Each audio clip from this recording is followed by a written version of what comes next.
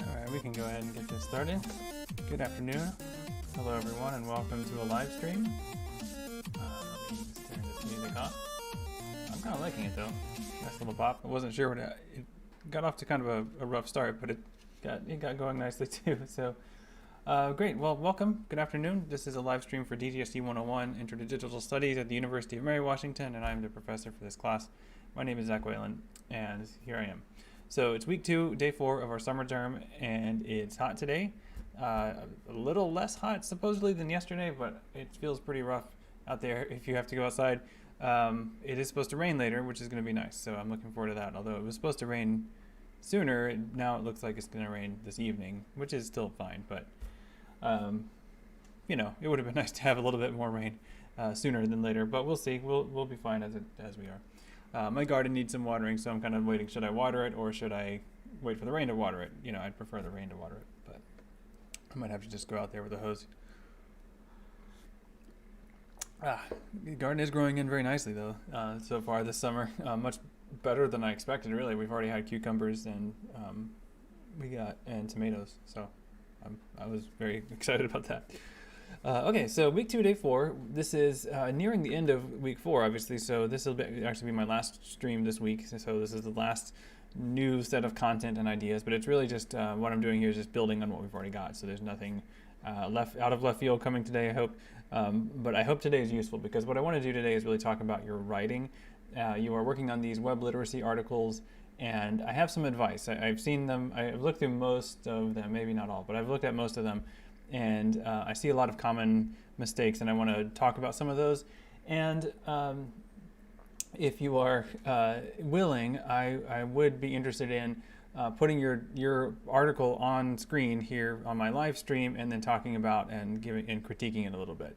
Now, I'm not going to do that unless you actually explicitly volunteer, but because I want to protect your privacy and everything. But if you do want to volunteer for that, and you're watching live right now, then that I think could be pretty useful.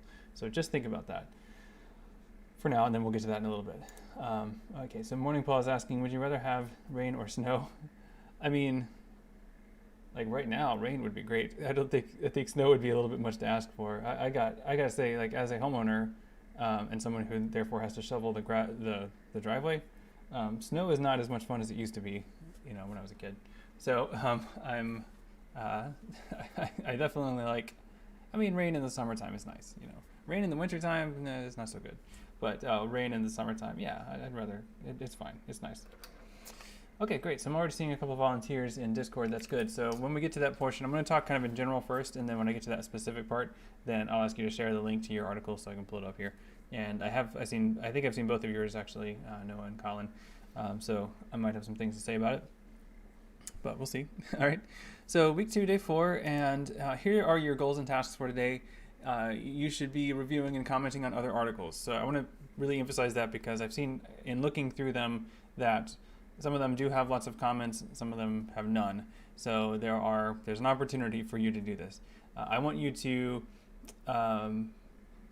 engage with each other's writing, and I want you to give each other advice, right? So I'm going to be giving you some advice in this stream right now, this lecture. My hope is that you can learn from that and then apply it to help understand your own writing better, but also help apply these ideas to help other people's writing as well. Also, I think by looking at how other people have constructed their articles, I think you'll be inspired to follow certain things that they're doing well, and that would make your article better as well. So you should continually be working on your articles. I didn't look at who, but I saw a couple of people have already submitted this assignment in Canvas, but none of the articles that I've looked at so far were really ready to be submitted. So even if you have, so I don't know who that is, but you may still need to keep working on your article. You probably do, and you should feel free to. So just resubmit it in Canvas, and I'll see the newest one, and that'll be fine. But really, what you're submitting in Canvas anyway isn't the article directly; it's the reflection on it. So if you do make changes today, I want you to include those changes in your reflection. So if you've already submitted a reflection based on things that you did before today, it might not be complete, and you might need to go back and add some things. Okay, so that's, hopefully that makes sense. These are the main things, is really working on your article and your module. So your module is something you're doing on your own, so hopefully that's going okay. I have seen a lot of chatter in the Discord channels for the different modules, so that's good. That seems to be the right thing. That seems to be what you need to be doing right now, so keep that up. Just because this is the end of the week, I thought it would be helpful to have this checklist basically to remind you of all the things that you have due today. And I've highlighted here the things that need to be submitted in Canvas. Some of the stuff you're going to be posting on your website, some of the things you'll be doing in the Google Docs. But for each of these assignments, there is a final thing that goes in Canvas. And for each of these, it's actually not the object itself that you've been working on necessarily, but a reflection about it, or your thoughts about it, or your summary of it. So these are the 3 things. For the web literacy assignment, you've been working on this article. I have seen them and I can find them. But you don't have to submit that directly in Canvas. Instead, please submit the blog post reflecting on what you've learned. So that's something separate from the article itself. It's a post reflecting on the learning process. All throughout this semester, I'm much more interested in process than product. And so I want you to show me your work. Tell me about your process. And that's what you should be submitting in Canvas. If you've already submitted something in Canvas and it was your article, that's not correct. So please resubmit with the web literacy reflection, not the article. For the digital culture module, remember it follows the same format as the previous one. And I want to emphasize one part of this, but it's the initial blog post. You should have some conversations in your Slack channel, your Discord channel, and ultimately post a video in Discord sharing what you learned. Now, some of you submitted those videos last week in Canvas, or you just sent it to me. That actually isn't correct. So these videos are not meant for me, really. I want you to do it, and I'm asking you to do it, but they're really meant for your peers. Like, you're not addressing me in these videos, you're addressing your classmates. And the main idea here is that some of you worked on animated GIFs, but you might have been interested in interactive fiction. So those of you who did interactive fiction, tell everyone what you did, and those who did a different module will learn from what you talk about in that. So it's a chance to share your work and talk about it to an audience of peers that did different projects. That's the main thing. So in some sense, you're kind of talking about, hopefully, like, what is interactive fiction and why did you choose it? And that will be educational for those students who did different modules. That's the idea. Okay, so that's the same idea again for this week. So if you did activism and agency, what is important to know about that, and what did your peers miss out on by doing something different instead? That would be one way to approach that, perhaps. But ultimately, again, what you turn in Canvas is that final blog post. And I really want to insist that these are 2 blog posts. There's an initial post, there's some work in the middle, and then there's a final blog post. Because I think coming at this module from 2 sides, even though we're doing this on a compressed timeline for the summer, I think is really important. And that is your chance to really show your process and your growth across these, it's a couple days, but I think you can learn a lot in a couple days. So I'm interested to see your process and how you get there. And you can do that more easily if you separate out those two posts, and especially if you write those on different days, right? So write that initial blog post on, now if you haven't yet, and then write the final one tomorrow or over the weekend even, right? If it needs to come in late, I would rather it be interesting and thorough than on time. So if you need a little bit more time, that's always okay with me. Okay, and then finally, this is the weekly reflection and report, and this is just the standard thing that's due every week. And this is, you'll notice, kind of similar to these other things, except you're reflecting on the whole week as a thing, right? And I have some advice about what things to include in all of these different reflections that I'll get to at the end of a few thoughts here. Okay, so this is some things to think about. All right, so as you think about your writing, I'm going to give you all a concept and invite you to think about your writing this way. And this is this concept of neutral point of view, POV standing for point of view. Oh, it just got cloudy all of a sudden. I wonder if there's a rain. That might be a rain cloud. I don't know. We'll see. So the way that you write your article should be a formal style. We're kind of modeling this after Snopes, which has a fairly, I would say, a rather objective journalistic style, but it is ultimately a journalistic style. But even more neutrally than that, I want you to think of and try to emulate the style of writing that you see in a Wikipedia article. And that is something that takes a lot of practice and work, and it's not as easy as you might think. It's easy to read, and so you see Wikipedia articles all the time, and you might think, well, anybody can do this. But actually trying to craft it yourself turns out to be really hard. You do a lot more work on the kind of writer side so that the reader doesn't have to do as much work, if that makes sense. So that's the global kind of big idea. And I think there are specific strategies that can get you there. And I have a few specific ideas on the next few slides that I think might help you think about these things. So one thing to do is think about this as a document for the web, right? So you're trying to write this in a way that can be skimmed and not like a deep engaged prose, document. So one thing that we'd like to do on the web is we don't indent paragraphs. So think about, let's just try a few things, right? So taking a look at Wikipedia, let's do the random article thing on Wikipedia. This is kind of fun. All right, so Michael Perry, who's a hymn writer. So take a look at these paragraphs. Not indented, right? These are all left justified. I've seen quite a few articles of yours that are coming in that are indented, and they really shouldn't be. I mean, it's a Google Doc. You might think of it as kind of like a Word document or a print document, but it really isn't. It's a web document. So left indent, that's the convention online, and that's what I really recommend you do. I really think you should do that. Similarly, oh wait, no.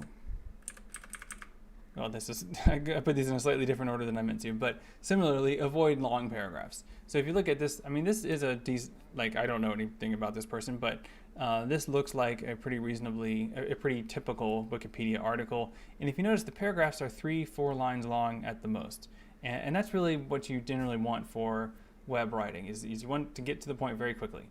And also by writing short paragraphs and putting your most important ideas at the beginning of each of those paragraphs, it makes it easier for you to skim down the page and see what's going on there. Okay. Related to skimming, and I have to go back for this one apparently, I saw a few articles where you have changed out the headings that I created, and you've tried to do different things with the layout of the document. I understand you're wanting to try to flex the template or trying to be creative, but please don't. I really want these to be consistent. It helps me assess them, but also, even though practically speaking, I'm probably not going to take these to this step, this assignment is something that when we have a longer time to develop these and work on them, I usually do end up publishing them all together as a kind of fact-checking anthology, basically. So I want these to be written in a way that's consistent across articles as much as possible. And that's what the neutral point of view accomplishes, among other things.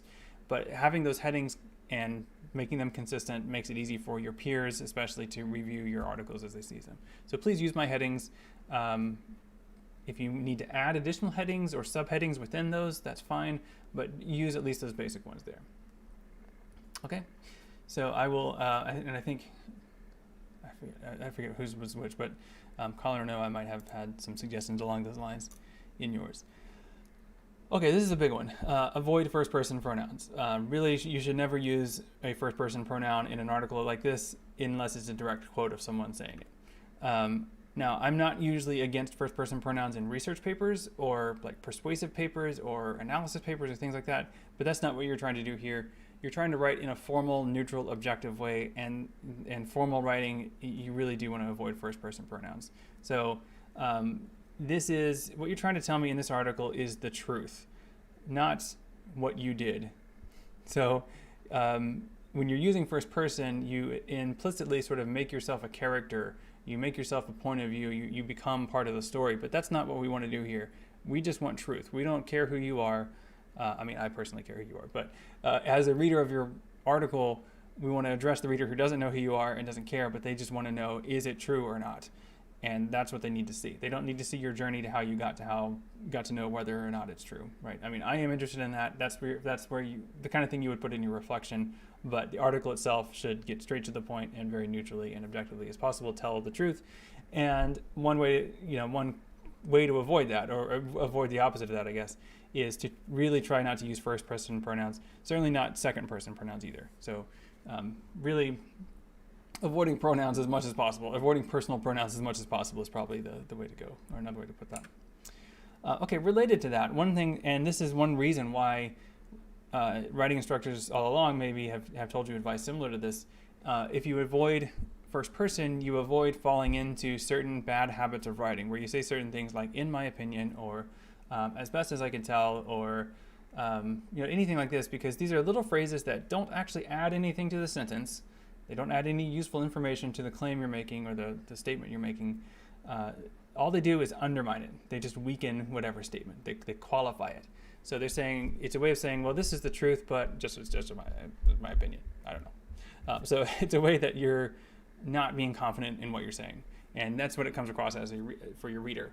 So avoid this kind of phrase, but you will automatically avoid and really find yourself deleting these kinds of phrases if you avoid first person references. So when you say here, my opinion, if you know that you're not allowed to use the word my, then you'll see this phrase hopefully and take it out. Right? So you want to avoid that kind of qualified writing. It definitely does weaken your writing. Not just in this context, but really in any other context. It's a really, I mean, sometimes you do need to qualify a statement as an opinion, but we're not interested in opinions for this kind of writing. We're interested in facts. Okay, similarly, you might want to say, you don't want to tell me about the journey that you took in order to answer these questions. And I saw a few phrases along these lines, like I found many examples of this claim. I don't want to know that you found those examples. I want to know what the examples are. So show me the examples, and show me the best ones, or a typical one, or several, and that's all you need to do. State it very simply, right? Here's an example of this claim on Twitter. Screenshot. That's all you need. All right, so keep it short, keep it straightforward. Okay, so I thought the Wikipedia article about this had a pretty good kind of, I think, explanation of the philosophy behind what they insist on. And if you're interested in editing Wikipedia, which that is one of the digital culture modules, but I don't think anyone chose it, which is it's fine, of course. But editing for Wikipedia turns out to be a pretty intense process. I found I did a lot of that this spring with one of my classes, and I found it much more challenging than I thought it would be. But they have really extensive documentation explaining what you should be doing as you write these articles. And this is really helpful, especially when you get into an argument with another Wikipedia editor, or you're trying to understand what their concerns are about your article. So which is what we ended up running into. So this bit here about pronouns, and I lost no, this is not the page with the pronouns. This is just for further reading. This is kind of the generic, like the big overview information, and then there are specific articles about individual aspects of this. But the bit about pronouns here is, you really want to avoid this. And I like the way they put that. These are, when you use first and second person, then it evokes what they call a strong narrator. And I think that's a good phrase. And that's what you're trying to avoid. I mean, you're not a strong narrator here. You shouldn't be. You are the accumulator of facts, and you're the one who's going to tell us what the truth is. So please try to do that. And if you want to read more about it, I think it is really pretty fascinating, but in a pretty quirky kind of way, I guess. Okay, another one. This is more generalized. I did see a little bit of this as well. Like, you don't want to draw your own conclusions about the claim based on your research. So, and that may sound a little surprising. When I say research here, I mean I want you to follow the Wikipedia mandate of not doing original research, which is you are going to look up research that someone else has done, and you're going to tell me what they said and tell me why you believe them. You're not going to do your own conclusion drawing based on, like, you're not going to go conduct a study about gun violence and then tell me the results of your study. Like, that's way beyond the scope of this article. So you're not doing that. But someone else has done that study, quote them, that's it. That's all you need to do. Also, don't look at a particular claim and think, well, obviously this is false, so it's false, right? I mean, because if someone has made this claim, they believe it for some reason, and for you to offer evidence to the contrary, you've really got to say why. And that can't just be because it's obviously false or something like that. If you remember, one of my big lessons from yesterday was don't trust your gut, over the 2 days ago. Don't trust your gut, don't trust common sense, because these are the things that someone uses to manipulate you into believing or sharing fake news. So we have to all understand our tendency to be manipulated by our emotions, and that's what you're doing whether you realize it or not, if you just sort of look at a question and decide if it's true or false. You are not doing that. Instead, you should find an expert who has concluded yes or no, quote them, and tell me why you believe that their answer is the best one. So that's what you really should do. And I saw a lot of articles that didn't quite get there. So this is something that many of you need to work on. Okay, so let's see. Now my critiques can address many of those things that I've already talked about. So this is the point of the live stream, the lecture, where I will invite volunteers. So you can put your document link in Discord or Twitch if you'd like. And, or I mean, since Noah and Colin have both volunteered, I could dig yours up, I guess. But if you don't mind sharing your link, that would make it easy for me while I take a sip of my herbal tea. This is ginger turmeric tea. Maybe lemon too. I don't know. It's pretty good. All right, great. So Noah has shared his. Okay, good. So thanks, Noah. And I'm going to try to protect your privacy as I talk about this, but obviously I've said your first name at least. I don't know if your last name appears on here, and I'm also going to try to hide, since Colin's name is showing up in those. I wonder if I can just hide the comments.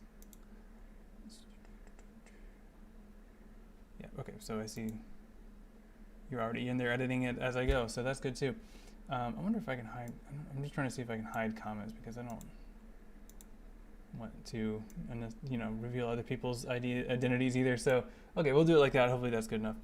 All right, so looking at a few things, as you're noting, and as I think you're doing right now, you do want to, just left indent, right? Keep things or don't indent, just keep things all the way to the left. If you need more visual separation between paragraphs, you can do a couple of things. So you can do, let's actually make a paragraph break right here, because that looks like a logical break anyway. And what you can do is actually, two things. Like, you can make the line break, make the line spacing not double, but like 1.5, and then put like an extra, just like an empty line between paragraphs. That's a pretty common way to do that. So, if those things make sense to you, you can accept those changes as I've done. Okay, so your claim is actually sort of complicated, so it's pretty interesting actually to look at what your evidence is going to be. Did I know? Okay, yeah. So if you're on the document right now, you can also accept that change if you want to.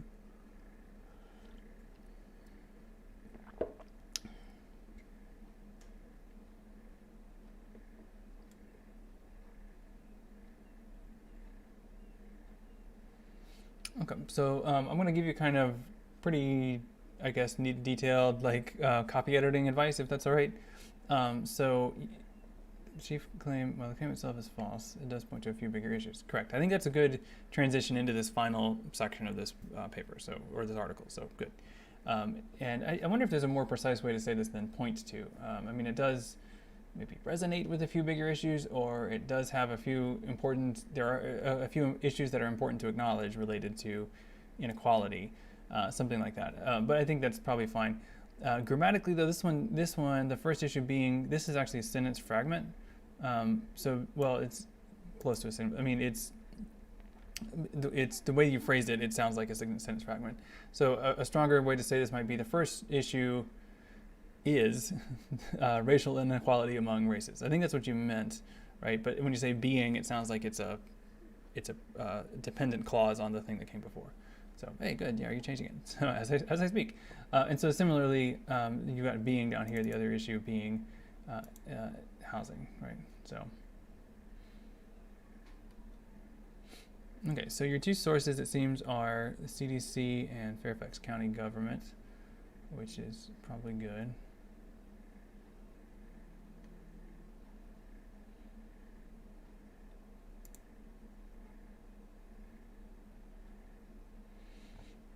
Now, you want to avoid first person. You got some right here. There may be those of us who read the claim and looked further into it.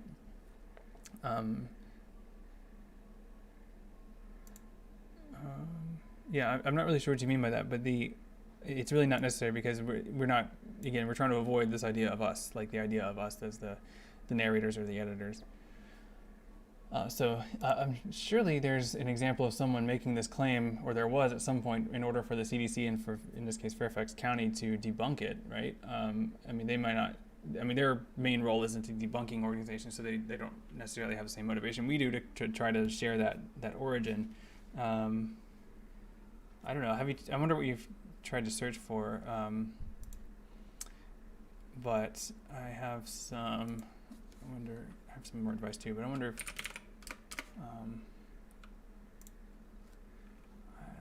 no, I'm not going to search for it. I was thinking I could search for certain ethnic terms and COVID, but I'm sure I'm going to get a bunch of racist stuff, so I'm just going to leave that alone. Yeah, so I think there might be another way to do that. But anyway, see, I don't have examples, but I do think they must exist. So I think, see what you can find and keep looking.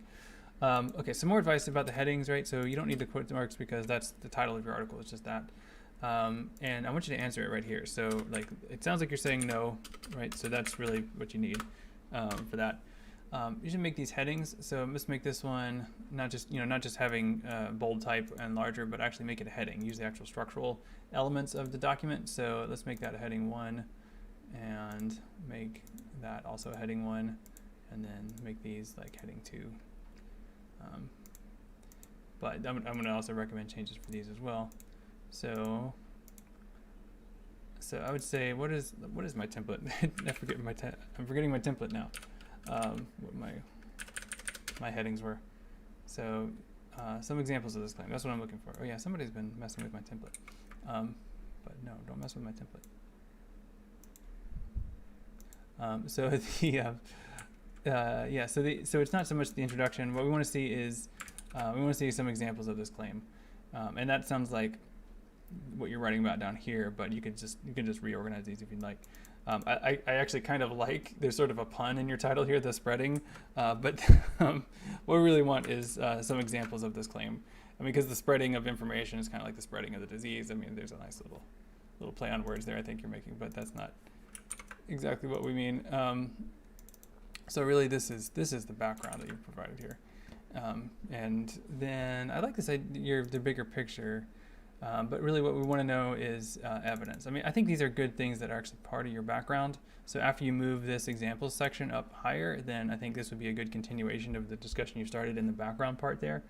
But I want you to make sure to include this evidence. Okay, so how do you actually know this? So you've got links here, and you've got the CDC. I think they're pretty good, but you also want to say as much as you can, like, how does the CDC know this? And they probably tell you at some point. So they're talking about health. Okay, so this looks like a pretty generalized statement about increased risks, and that's good. Discrimination, yeah, this looks like some of the things you're talking about in the just in the background section.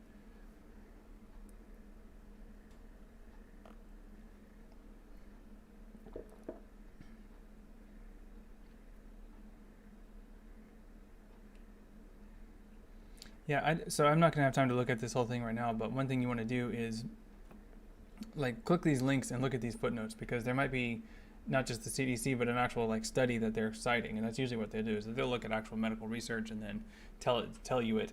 I mean, the CDC does its own research too, but most of the time what they're doing in this case is explaining best practices and drawing conclusions from other research. And so as much as possible, you want to go to the original research and make sure it makes sense.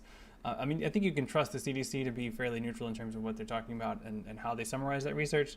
But, you know, you want to say that as much as possible that you've gone up the stream in this sense as well as the other, as going up the stream in terms of finding the source of a claim. So yeah, I think this is overall looking like in pretty good shape. I especially like the bigger picture discussion, the way that you're including that.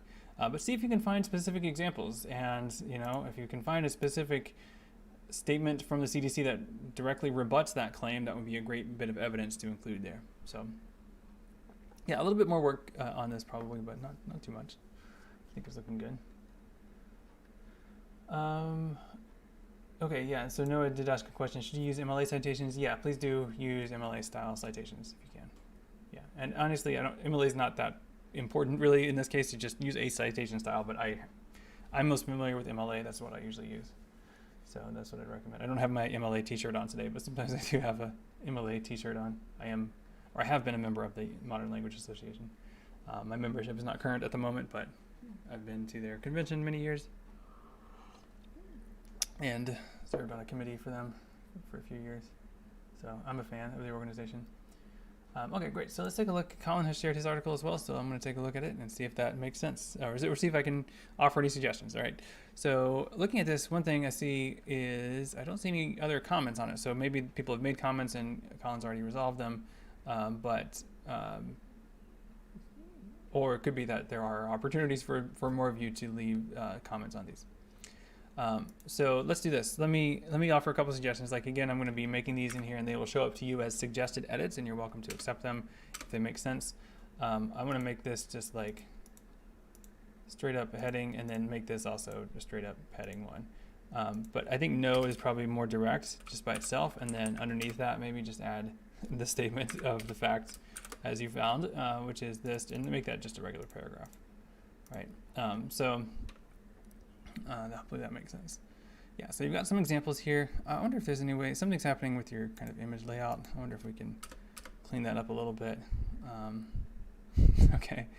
Yeah, I think this is a claim that you will find lots of medical misinformation about. I don't know. This is the whole thing. I mean, a lot of times you Google certain health claims, you will find lots and lots of web pages making these claims. I did find several making this claim. It looks like you did as well. But also like sort of magical food-based cures to diseases is something you'll see a lot. And I have had some stomach issues the last few days, and so I've been Googling for things, and I keep seeing things about cabbage juice, and so I made my own cabbage juice. And but then I looked back on some of those things that I learned, those things where I learned about cabbage juice from, and realized that they were advocating for cabbage juice as part of and also alongside of thinking about this overall alkaline diet idea, which I guess is like baking soda is an alkaline. I mean it's a base as in like opposite of acid, and so people are arguing that if you eat more kind of basic stuff or alkaline stuff, you'll have better health because it'll counteract the things going on in your stomach. It occurred to me though, like your stomach is already acidic, so if you're eating like baking soda, isn't that going to make your stomach into like one of those volcano demo things where you put vinegar and baking soda and it erupts? Like, so am I going to be making my stomach into like a volcano? That sounds terrible. So I haven't tried to ingest pure baking soda, but I've tried the cabbage juice, and it was terrible. It was like I can drink a lot of things, but it's not just like juiced cabbage. It's supposed to be fermented. So I let it ferment for 3 days. Oh boy, it was bad. And it did not help my stomach issues really, other than I felt sort of sick after drinking that. So, and I kept like burping cabbage juice for the rest of the day. So, not recommended. Anyway, although maybe I didn't do enough, right? I mean, the regimen I saw said to drink 8 ounces before every meal. And I was like, I could barely get down, I guess it was like 4 ounces, and it was rough. So anyway, so I like to just kind of skimming this. I'm seeing this for the first time, but I'm seeing a lot of citations, which is great. And looking down here, I'm seeing a lot of, like, you're citing the sources, which is good. It looks like you've had you're naming your reviewers, so that's great. So you've had some input from them that has helped you do this. I'm glad you're able to find this a bit, this trend thing. That's pretty interesting. And looking at that graph, I think there is a really interesting arc to that graph, the way it goes up. Well, I can't reach over that far, but it goes up around 2015 or so, 2015, 16, and then it dives down. It looks like the Google search has added a couple things on it.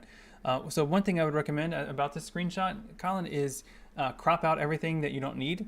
And you can do that after you've embedded it if you right-click on it. I don't know if you can see the right-click on here, but yeah, it looks like you can. And you select crop, and then you can just drag it over to the part you want to crop. But you want to crop out your other tabs and your desktop stuff. Or, if possible, even kind of isolate the information that you think is the most important about that. You don't want to include the desktop. Sometimes that kind of thing can, there's nothing embarrassing here, but sometimes if you have something up different in other tabs and you share a screenshot of those other tabs, it can be accidentally kind of embarrassing. Okay, so let me take a look at your actual writing. I have not actually done that yet.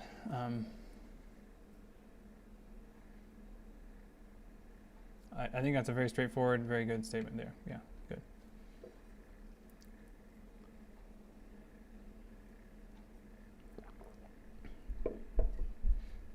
So this is interesting. I wonder if you can learn more about this, Dr. Tullio Simoncini. You say now deleted. I wonder what it was deleted from. Like, was it? There's a bit of context that I'm curious about here that I think would be interesting, right? So if you could find, like, was it published on a website or on a journal? You say deleted, so that kind of implies that it was published and somehow endorsed at some point. So I'm wondering if that endorsement was retracted, if that makes sense. Yeah, okay. So you want to put a space there.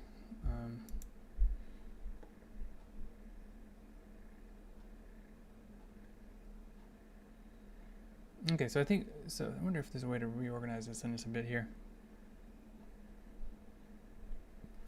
Great. Looks like you found a great rebuttal of this claim, so this is good. That's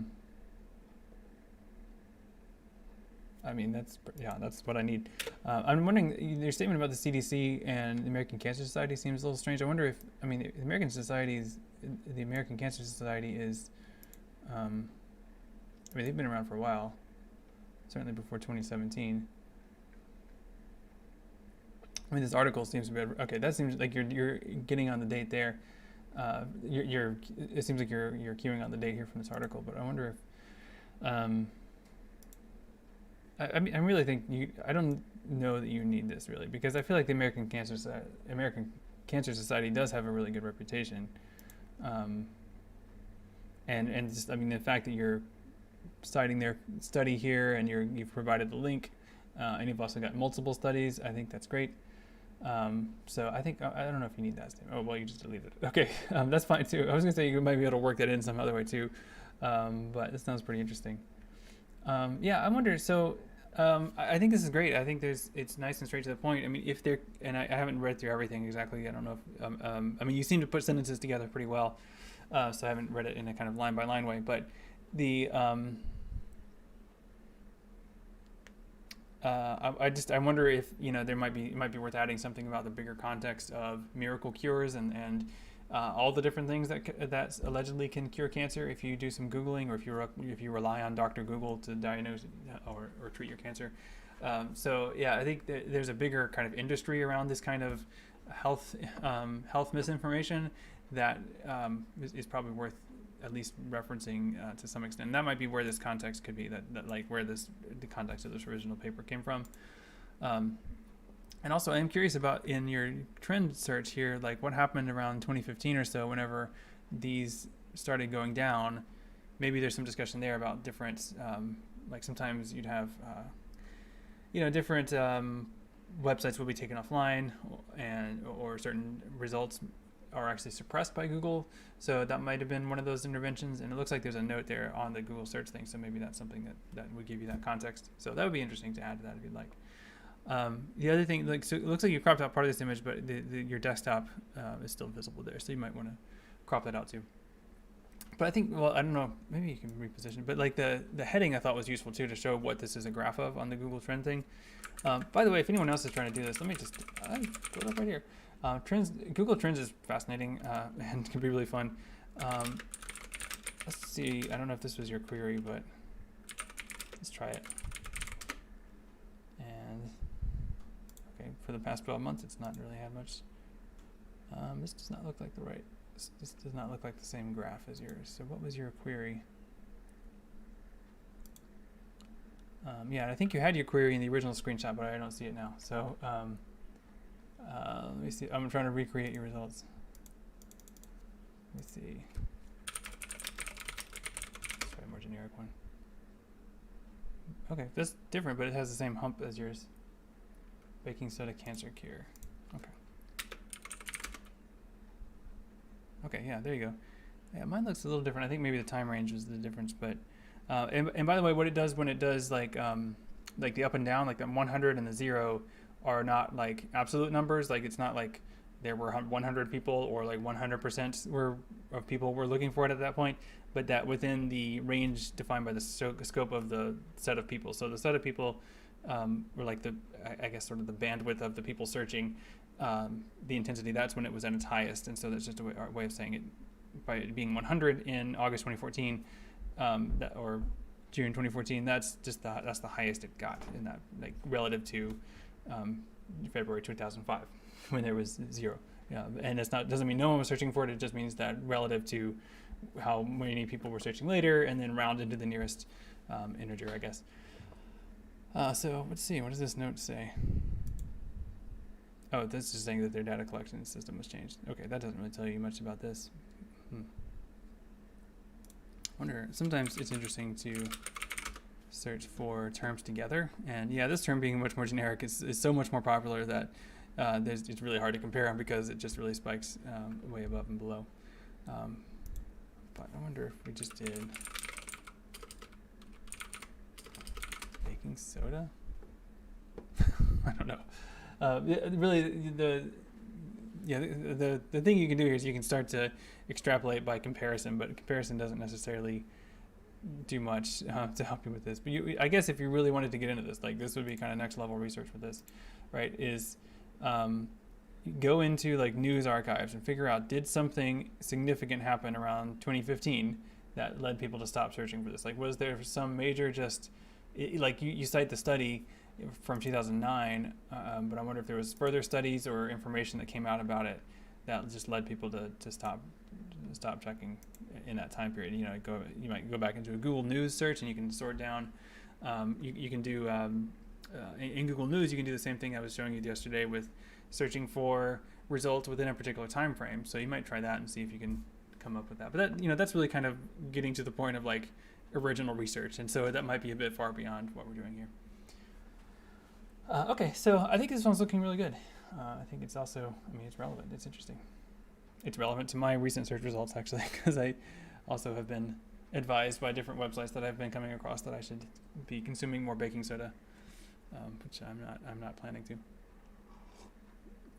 Okay, so are there any other volunteers? So that was Colin and Noah, so thanks for letting me talk about your articles for a little bit. Those look like they're both pretty far along, so especially Colin's here. But there were several more that I looked through that needed some more work, but I'm not going to pull them up on screen unless you give me permission. So if you are watching and you don't mind, I would love to take a look at your articles, but I'm not going to unless you tell me I can. So, but I can also go in, and if I see really major things, I'm going to go in and comment on them too, just like looking the same way your peers are. Remember, you're trying to do this for at least 2 of your peers.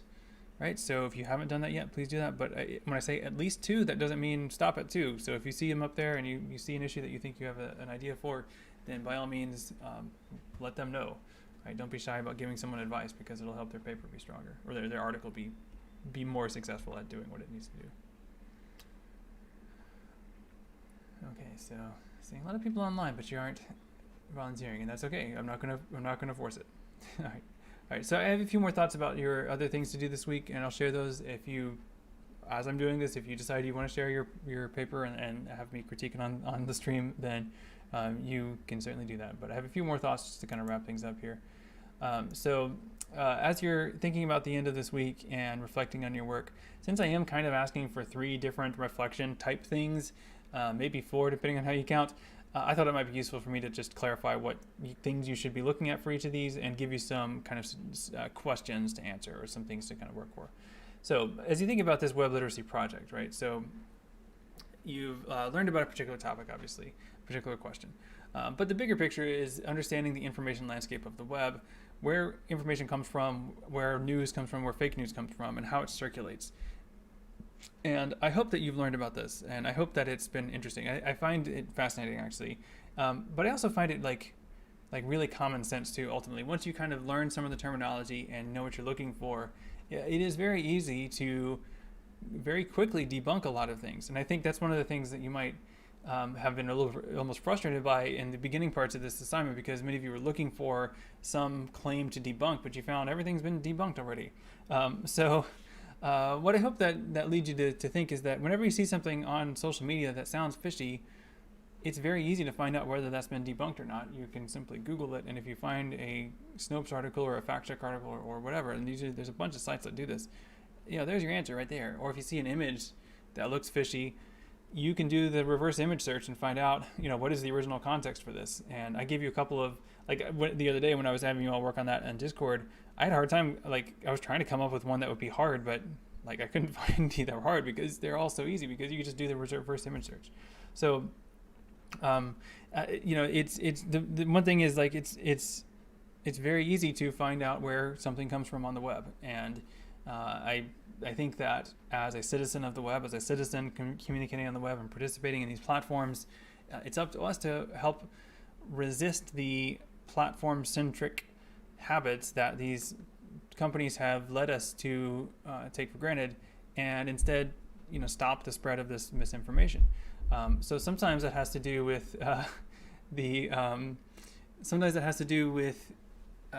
not sharing something, and sometimes it has to do with actually replying to someone when you see it posted and say, hey, this is wrong, or this is bad information. That can be uncomfortable. I've only done it a couple times. Usually when I see it on Facebook, I'll just unfollow that person so I stop seeing stuff from them. But sometimes, every now and then I'm just like, this is actually false, and here's why. And it's not like I have this secret knowledge. It's that I just applied my common sense and my, fact checking tools and skills to say, we actually know what this is, and here it is. It's not this thing that you think it is. Colin and Noah, you all were working really hard on that image of the swan and the photographer and the swan. I don't know. I don't have the source for that. And I think Colin, you found the original post where Mike Caulfield talked about that image and found it himself, and that's the closest to a source any of us have, or that I've ever found, which is that he thinks he remembers seeing it on a Latvian photo forum of some sort. But whether or not that was the original source is also unclear. And also I've asked him about this more recently, and he can't find it anymore. So it's also a mystery, which is, I think nice. I think it's nice that there are some questions that we don't know the answer to sometimes, right? So it's not always easy. The fact that it's not always easy sort of reminds us that, hey, we need to pay attention and do our best to figure things out. The other thing too that I hope you take away from this, I don't have a dot for this, but just because we're training you in being critical of media, especially things you see on the web, this does not mean, and I don't want you to take from this assignment the fact that the idea that you should question everything, that you should be anything you see on the line is fake and everything's a lie and all that. That's not true. There is good information on the web, and we can tell the difference between good information and bad information. And hopefully the skills that you've learned by reading the textbook and following the stuff in the lectures has helped you develop that sense, right? I think sometimes people overcorrect after this assignment. They think, oh, everything's fake, and I have to take everything apart. But that's not the case, right? We can trust a lot of things, but we can't trust other things. And understanding how to tell the difference, that's what we mean by web literacy, is being able to respond to these things. So I'm kind of rambling, but these are some thoughts that I'd like for you to try to address as you reflect on your work for the web literacy project. Okay, for the digital culture, just another reminder, the video that you create is 60 to 90 seconds, share it in Discord, and that video is not for me, it's for your peers, so that your peers can learn what you did and learn from what you learned, and that's it. Just a couple of things to throw out just in case you're kind of struggling with what to say there. What is the most surprising thing you learned? That's often a good way to talk about, like to get you kind of interested in something. And if your project involves something technical, what was the most challenging part of that? And especially if it's a challenging thing that you worked through and you found a solution to. Those are always really good kind of reflection comments to have. Okay, so that's for the digital culture module. And then finally, the weekly reflection and report. It is sort of the big meta thing. This is sort of your catalog or your inventory of learning for the week. So tell me about and summarize everything you did this week. And so that's not just the assignments, but the lectures and watching the streams or whatever, reading the textbook, participating in activities in Discord or on the different Google Docs that we did. All those added up together are what I mean by the work of this week. And so, how did it go? What did you do? And what was the most? You could talk about things that were the most interesting or whatever. But ultimately, I do want you to tell me what grade you feel you've earned this week. Now, a grade is I haven't given you my whole lecture about how I feel about grading, but letter grades are a convoluted and problematic and arbitrary way of thinking about learning. I don't like to assign letter grades myself, but I know that it's a way that you might think of and might be used to thinking in terms of your work. And so it's a way for you to tell me how you feel like you've been doing on a scale of F to A, I guess. I do unfortunately have to give you a letter grade at the end of the semester. I mean, I don't mind doing it. I'm just saying that it's unfortunate because that letter grade does not comprise my assessment of your learning or anything about your learning really necessarily. But it is something to think about and gives you a bit of traction as you're trying to talk about differences, and I think that's okay. I think that part's fine. All right, so this is the end of the slideshow. Speaking of grades, by the way, I'm going to be working today and tomorrow on grading everything from last week and responding to that, so look for that coming through. The way I like to do grading is video, so I'll record videos and post them in your comments as a comment on your submissions in Canvas. So probably just one that will address all the things together, like one for each of you, obviously. Okay, well, I think that's all I have, unless anyone has changed their mind about sharing their document so that I can edit it. I'm just scrolling back to see if I missed anyone. I don't think so. Okay, so I'm going to wrap this up. If you have any final quick questions, let me know. I heard some thunder just now, so perhaps we are going to get a little bit of rain. I guess we'll find out. Okay, well, with that, let me switch to the outro scene and... Oh, wait, so Morning Paul has a question. Do not submit anything in Canvas, only Discord. How will that work? I'm not sure what you mean. You should be submitting something in Canvas sometimes. Let me go back. Well, actually, let me jump back to this slide here.